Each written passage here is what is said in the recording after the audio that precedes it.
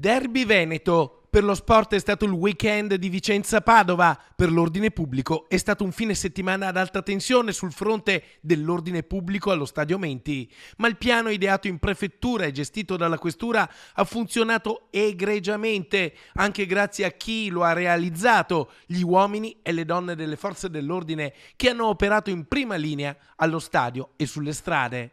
Abbiamo messo in campo un dispositivo che raramente si vede, diciamo, in partite di questa categoria, e questo è stato possibile grazie alla sinergia, alla perfetta organizzazione di tutte le componenti in campo.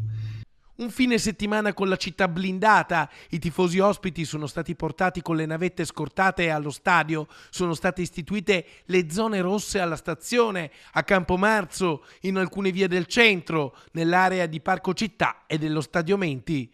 Zone rosse che in occasione della partita sono state vietate a chi ha già ricevuto un DASPO, ai violenti e ai pregiudicati. Le zone rosse sono uno strumento, come tanti altri, uno strumento peraltro non esattamente inventato ora, ma che trae le sue radici da una legge molto antica, e cioè dal testo unico della legge di pubblica sicurezza, l'articolo 2. È una legge degli anni 30 che torna ancora utile in alcune occasioni e naturalmente si deve valutare caso per caso. Soddisfatto oggi anche il prefetto di Vicenza, Filippo Romano, che esclude al momento che in città si possano istituire delle zone rosse fisse e permanenti per garantire la sicurezza.